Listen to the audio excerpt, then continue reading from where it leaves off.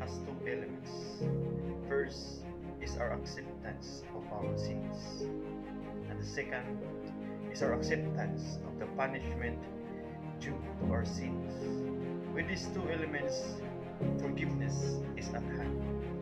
Shame, however, prevent us from repenting, and there are many reasons why we are ashamed. One day, while St. John Bosco was hearing confession, he encountered a boy who had terrible difficulty telling his sins. It was as if the young lad became dumb, and the most he can say was, He simply could not speak. Don Bosco went out of the confession box to see what was happening to this boy. And behold, St.